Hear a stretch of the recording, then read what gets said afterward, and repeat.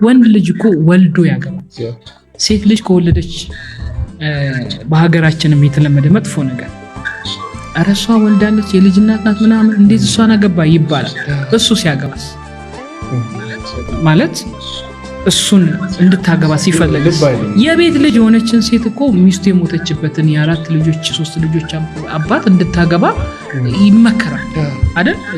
ጫናም ይደረጋል በተለይ በአንዳንድ ቤተሰብ። ግን ለወንድ ልጅ መውለዱ ኢፌክት ሳይሆን ለሴት ልጅ ግን ኢፌክት ይሆናል። የወለደች እንዴት ያገባል ምናምን ይባላል። ልጅ ያላት እንዴት ያገባል? እሱ ሲኖረው ግን ችግር የለም።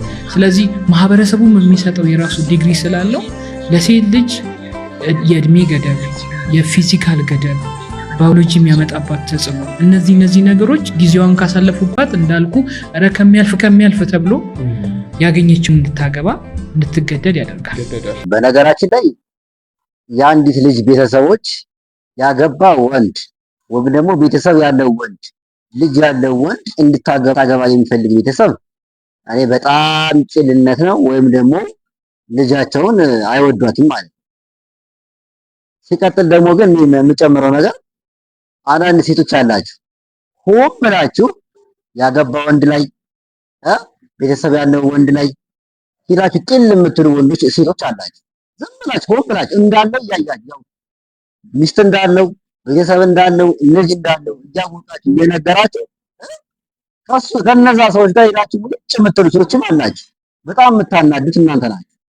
የምሬን ገና እድሜ ሄደ ብላችሁ እድሜ ጨመረ ብላችሁ ከማይሆን ሰው ጋር እናንተ ከሚጎዳ ሰው ጋር ነገ አብሮ ህይወት ከማይቀጥልላችሁ ሰው ጋር የእናንተ ህይወት ነገ አብሮ ከማያስቀጥል ሰው ጋር ለምን የፍቅር ህይወት ትጀምራላችሁ? እና ጀበረ በቃ ልጅ እንዳለው እያወቃችሁ ሚስት እንዳለው ሁሉም ቤተሰብ እንዳለው እያወቃችሁ ሄዳችሁ ትገባላችሁ። የፍቅር ግንኙነት ትጀምራላችሁ። ከዛስ ያ ሰው ሲተዋችሁ ወዳኝ እንደዚህ ያደረገኝ እሱ ክፉ ነው እሱ መጥፎ ነው የምትሉ ሴቶች አላችሁ። ሁላችሁም ሳይሆን እንደዚህ የምታረጉ ሴቶች አላችሁ። እናንተስ ምን ልትባሉ? ያ ሲሆን አላየህም? በጣም ትልልቅ ሽማግሌ የሚሆኑ ወንዶችን ያገቡ ወጣቶች ሰውየውን ቼክ ብታደርገው ወይ ዲያስፖራ ነው ወይ ሀብታም በቃ ከዚያ አልፍ። ይሄ ከባድ የተሻለ ነገር አለው ተብሎ ስለሚታሰብ ትዳር በገንዘብ ብቻ ነው። ወንድ ልጅ እኮ ለትዳር የሚፈልገው ብዙ ወንድን አትራክት የምታደርግና ከብዙ ወንድ ጋር የምታሳልፍ ሴት አይደለም። እኔ ወንድ ልጅ ይገርመኛል። ከብዙ ሴቶች ጋር እንደፈለገ መሆን ይፈልጋል። ለራሱ ሲፈልግ ግን ዲሰንቷን ነው የሚፈልገው። ይጠነቀቃል። የብዙ ሴቶች የብዙ ባሎችን ሚስት ሆነ የሚችሉ ሴቶችን እንደፈለጉ እያደረጋችሁ በተለይ እንደፈለጋችሁ እያደረጋችሁ ለእናንተ ሲሆን ጨዋ የምትመጡ ወንዶች እውነቴን ነው በጣም የሚከብደኝ ነገር ነው። ለምን እንደሆነ ታውቃለህ? ከብዙ ሴት ጋር አሳልፍ ያለው ግን አንቺን የሚሉ ወንዶች አሉ። ለብዙ ወንድ ለብዙ ባል መሆን ለሚችል ወንድ ሚስት መሆን የምትችልን ሴት ሚስት እንዳትሆን ሴት ብቻ እንድትሆን አድርገው እነሱ ጋር ሲመጣ ግን የተመረጠችውን የሚፈልጉ ወንዶች ከባድ። በጣም ትክክል ነች። አንድ ወንድ ለጊዜው ስሜት ሲቀርብሽ ለጊዜያዊ ነገር ሲቀርብሽና ነገ ይህች ልጅ ከኔ ጋር መቀጠል አለባት ነገ የፍቅር አጋሪ ትሆናለች የህይወት አጋሪ ትሆናለች ብሎ የሚያስባት ሴት በጣም ይለያያል። ስለዚህ አንቺ መለየት ያለብሽ ወይም ደግሞ ማስተዋል ያለብሽ የሚቀርብሽ ወንድ እንዴት ነው አቀራረቡ?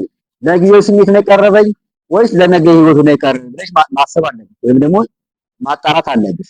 ለጊዜው ስሜት ከቀረበሽ ያስታውቃል። ለምን እንደሆነ ልንገርሽ። ለምሳሌ ለጊዜው ስሜት ከቀረበሽ ለምንም ነገር ግድ አይሰጠውም። ምንም ነገር ብታደርጊ ግድ አይሰጠውም። ምንም ብትሆኚ ግድ አይሰጠውም። ስለምንም ነገር ስላንቺ ምንም አይጨነቅም። ተጠቅሞሽ የሚሄድ ወንድ ማለት ነው። አንቺ ምንም ብታደርጊ ምንም ብትሆኚ የፈለገውን ነገር ብታደርጊና ምንም ብትሆኚ ለአንቺ ግድ አይሰጠውም። ነገ ከሱ ህይወት ጋር እንድትኖር የሚፈልግ ወንድ፣ ነገ ከአንቺ ጋር ህይወት እንዲኖረው የሚፈልግ ወንድ ግን እያንዳንዱ ነገር ይቆጣጠርሻል። በእያንዳንዱ ነገር አሬንጅ ያደርግሻል፣ ሊያስተካክልሽ ይሞክራል። ሁሉን ነገር በአንቺ የሚመጡ እያንዳንዱ ነገሮች ኃላፊነት መውሰድ ይፈልጋል። እነዚህን ነገሮች ማጣራት አለን። ወንዶች አለመከበርን አጥብቀው ይጠላሉ። ኢቭን አብራቸው ያለችው ሴት በጣም ቆንጆ ምንም የማይወጣላት ብትሆን ወንድ ልጅ በውበትሽ ሊማረክ ይችላል። በስሜትም ካንቺ ጋር ሲሆን ደስተኛ ሊሆን ይችላል። ግን እመኚኝ እንዳልተከበረ፣ እንደተገፋ፣ እንደተናቀ ከተሰማው በቅጽበት ጥሎ ይሄዳል። ምክንያቱም ለወንድ ልጅ በማንኛውም ግንኙነት ውስጥ ክብር ተጨማሪ ነገር አይደለም፣ መሰረት ነው። ለአብዛኛው ወንድ ውበቱ፣ ማረጉ፣ ገንዘቡ ያለው ነገር ሁሉ ተደምሮ ከክብሩ ጋር አይነጻጸርም። ለክብሩ ትልቅ ቦታ አለው። በጣም ትክክል። አንድ ወንድ የፈለገውን ያክል ቢያፈቅርሽ፣ የፈለገውን ያክል ቢወድሽ፣ የፈለገውን ያክል ነገ የህይወቴ አካል ነሽ ቢልሽ ካላከበርሽው፣ ችላ ካልሽው፣ የሆነ የንቀት ባህሪ ካሳየሽው ምንም ቢሆን ከአንቺ ጋር መቼም መኖር አይፈልግም። ምክንያቱም ወንድ ልጅ በክብሩ መቼም አይደራደርም። ስለዚህ አንቺ አብሮሽ ያለው ሰው አፈቅረዋለሁ ያፈቅረኛል የምትይው ሰው ካለ ከምንም በላይ አክብሪ፣ ከምንም በላይ ተከባበሩ። ያለ ክብር ምንም ነገር የሚሆን ነገር የለም። በጣም ቆንጆ ናቸው የምትላቸው አርቲስቶች፣ ቲክቶክ ላይ ያሉ ሴቶች ዴት የሚያደርጉትን ሰው እይ። የሆነ ሰዓት እንዳንተ ነበር፣ ተራ ሰው ነበር፣ እንደኔ ነበረ፣ ማንም ሰው የማይፈልገው ሰው ነበረ።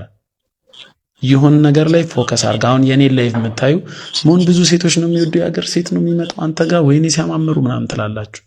እኔ ተራ ሰው ነበርኩ። ራሳችሁ ላይ ፎከስ አድርጉ፣ የምትፈልጉትን ነገር ለዩ። ለምንም ነገር የሆነ ገንዘብ ብታወጡ ማትንቀሳቀሱበት የሆነ አላ ማታጣበት ደረጃ ፋይናንሻሊ ክራይሲስ ይገጥመኛል ብለህ ማታስብበት ታይም ላይ መዝናናት ትጀምራለህ። ቢጠፋም ታገኘዋለህ። 50 ሺህ 100 ሺህ ብታጠፋ መልሶ የሰራው ቢዝነስ እንደሚያመጣልህ ታውቃለህ። እንደሱ አይነት ወንዶች ናቸው የተሻለ ሴት ዴት የሚያደርጉት። የተሻለ ስለ በመልክ ብቻ አይደለም፣ በስራ እዚህ መታ የምትበጣጠሰው ምግብ አልሰራልህ የምትለው ለሱ እንዴት ኩክ እንደምታረግ ብታይ። ባለቤቴማ የሌላ ሰው ምግብ መብላት የለበት። ለዚህ እኮ አንዳንድ ወንዶች ፋይናንሻሊ ጥሩ ካልሆነን የሆነ ነገር ከሌለን ሚስት አናገባም ቤተሰብ መሰረት የሚሉት እኮ ለዚህ እኮ ነው። እንደው ገንዘቡን ተወውና ስራ እንኳን ደህና ስራ ከሌለ የፍቅር ህይወት መጀመር ራሱ ወንድ ልጅ ይከብደዋል። በቃ ውስጡ ደስ አይለውም። ለዛ እኮ ነው። ምክንያቱም በቃ ያለ ገንዘብ ምንም ነገር ማድረግ ስለማይችል ማለት ነው። የምሬን ነው የምልሽ።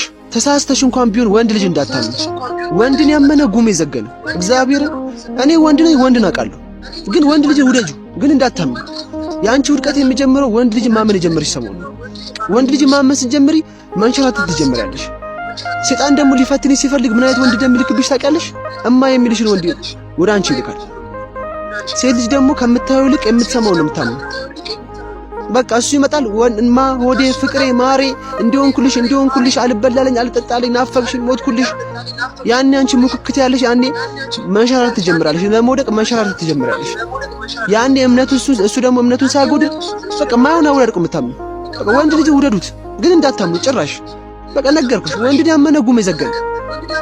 እኔ ወንድ ነኝ፣ ወንድን አውቃለሁ። ለዚያ ነው እንደዛ የምልሽ። አመሰግናለሁ። እኔ ወንድ ነኝ፣ ወንድን አትመኝ፣ ወንድን አውቃለሁ አይባልም። ሲጀመር ሁሉም ሰው አንድ አይደለም። አንተ ስላልታመንክ፣ አንተ ታማኝ ስላልሆንክ፣ አንተ ሴቶች የምትጎዳ ከሆንክ ማንኛውም ወንድ ሁሉም ወንድ ሴት ልጅ ይጎዳል፣ ለሴት ልጅ ታማኝ አይደለም ብለህ ማሰብ የለብህም። በጣም ብዙ ታማኝ ወንዶች አሉ። በጣም ብዙ ምርጥ ወንዶች አሉ። መጥፎ ወንዶችም እንዳሉት ሁላ ማለት ነው። ግን ሴት ልጅ የፍቅር ህይወት ስትጀምሪ ፍቅር ሲይዝሽ ሙሉ በሙሉ ሰውን ማመን የለብሽም። ሙሉ በሙሉ ሰውን ማመን የለብሽም ማለት ከጀርባ ያ ሰው ያፈቀርሽው ሰው ምን እንዳለው ቼክ ማድረግ አለብሽ፣ ማጣራት አለብሽ። ዝም ማለት የለብሽ። ስለወደድሽው ስላፈቀርሽው ብቻ ምንም አያደርግም እሱን አምነዋለሁ ማለት የለብሽ። ምክንያቱም ያ ሰው ወደደሽ እንጂ አፈቀረሽ እንጂ ከጀርባው ምን እንዳለ አታውቂም። ምንነቱን ትናንት አወቅሽው እንጂ አብሮሽ ያደገ አብሮሽ የኖረ ሰው አይደለም። ስለዚህ የሆነ ወንድ ስታፈቅሪ ከሆነ ሰው ፍቅር ሲይዝሽ ከጀርባ ማንነቱን አጣሪ።